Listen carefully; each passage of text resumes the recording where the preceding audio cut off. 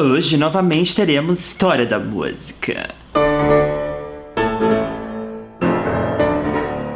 Finalmente vamos falar sobre um dos grandes, que é ninguém mais, ninguém menos do que ele, o Mozart. Com a pronúncia correta, Mozart, e o nome completo, Wolfgang Amadeus Mozart. Compositor austríaco nascido em 1756 e falecido em 1791. Viveu muito pouquinho e todo mundo associa prodígio musical com Mozart. Não é à toa, porque Mozart foi o maior prodígio musical da história. Sem dúvida, Mozart é um dos compositores mais conhecidos da história da música. Cheio de hits, cheio de músicas conhecidas, cheio de caixinha de música que toca Mozart. Mozart foi a maior máquina de composição da história. Ele compôs mais de 500 músicas. É o único na história conhecido pela excelência em todas as formas e gêneros e dono de uma espantosa fluência produtiva. Ou seja, ele respirava música, dormia música, comia música, cagava música, ejaculava música. E esse talento todo tinha que vir da família, lógico. O pai do Mozart era músico, a irmã do Mozart era músico. As primeiras experiências de Mozart com música foi bem pequenininho, dos 2 anos de idade, ele já ouvia sua irmã Ana tocar. O pai sempre incentivou a família inteira a ser instrumentista, a ser músico, a ser compositor. A mãe tocava, a irmã tocava, a empregada tocava, todo mundo tocava. Só que rapidamente Mozart superou todo mundo na casa, superou a irmã, superou o pai, a ponto do pai desistir da própria carreira musical e investir nos filhos, levar os dois, promover diante da corte na época. Porque assim como nos dias de hoje, dinheiro não compra talento. Você ser nobre naquela época não significava que você era talentoso. O talento podia vir de qualquer lugar. É assim até hoje em dia. Então a realeza da época sempre promovia audições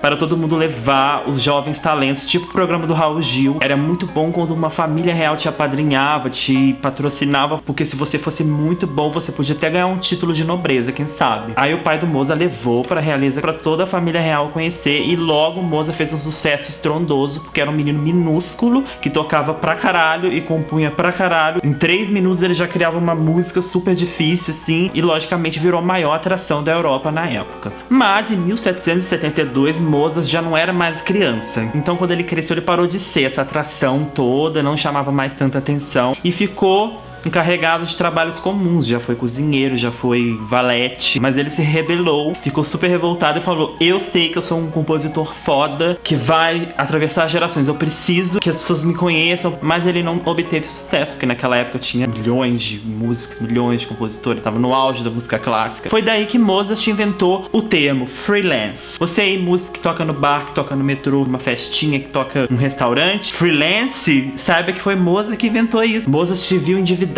e precisava de dinheiro, então ele saía por aí tocando, cobrava, lógico, tinha um cachezinho. Além de tudo, as pessoas encomendavam composições, principalmente óperas. E falando em ópera, gente, ele tem óperas famosíssimas: Bodas de Fígaro, Flauta Mágica, que é conhecido pelaquela área Rainha da Noite.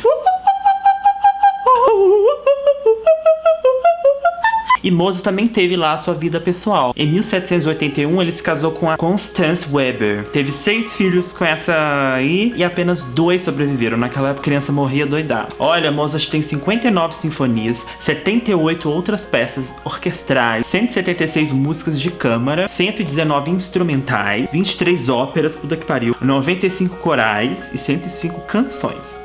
E eu sei muito bem que você que tá assistindo já ouviu sim alguma música de Mozart, pelo menos 2 ou 3. Por isso que hoje vamos ter um quadro novo aqui no Tudo Sobre. Vou tocar músicas de Mozart no piano e vocês vão dizer se conhecem ou não. Vou dar 3 segundos. Porém, no meio delas vou tocar uma que não é dele, e se vocês errarem, vocês vão a merda. Ditado musical. Yeah. Primeira música.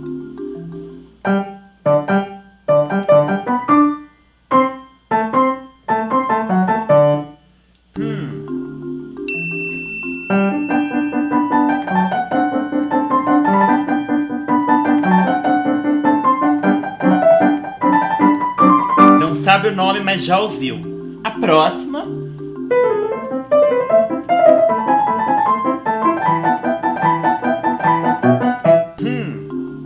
Sim, todos conhecemos. Marcha Turca. Próxima.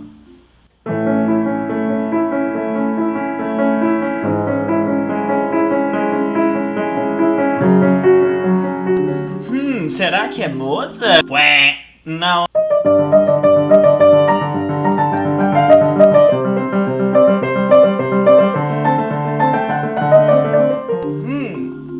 Sim, mas não é para piano, é a Sinfonia número 40. A última, vocês vão se chocar.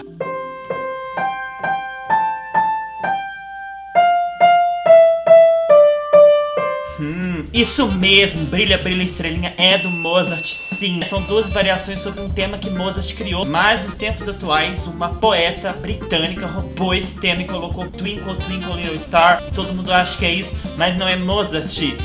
Obrigado por assistir. Tem uma coisa muito interessante de Mozart que eu queria dividir com vocês, que o povo falava que Mozart enxergava a cor das notas. Ele achava que Dó era verde, Ré era azul, Mi era amarelo, Fá era vermelho, uma coisa assim. Olha que louco. Viagem, né? Uma brisa. Então vamos a alguns marcos de Mozart. Em 1764, com 8 aninhos, compôs sua primeira sinfonia. Em 1778, ele rege a sinfonia em Paris, mas a mãe morre. Em 1778, ele teve grave problemas financeiros, mas nessa época ele compôs as melhores sinfonias, a número 40 e a número 41. Em 1782, o casamento Lacau-Weber. Em 1791, ele começa a escrever o Requiem. Requiem é a famosa missa para os mortos, que Mozart compôs apenas o comecinho, no seu leito de morte, e outras pessoas finalizaram para ele. Você que ainda não ouviu falar desse Requiem, pelo amor de Deus, vai ouvir, porque acho que é a obra-prima, né, de Mozart, principalmente pela Lacrimosa, que a própria Jujute, que é a nossa youtuber que ele disse, a melhor do Brasil, disse que essa música Mozart compôs para curar a sua cólica. Você que tá com cólica, Jujute falou, se você escutar a Lacrimosa, vai aliviar bastante. Mozart ficou bem paranoico e relutante em escrever o Requiem, porque ele achava que ele estava escrevendo para a própria morte dele. E dito e feito, né? No leito de morte dele, ele não tinha terminado nem a primeira folha. Ele morreu segurando a partitura do Requiem. Olha que coisa. Existem milhões de teorias de como Mozart morreu. Se foi envenenado, se foi problema no rim, se foi Salieri lá, que tinha inveja dele.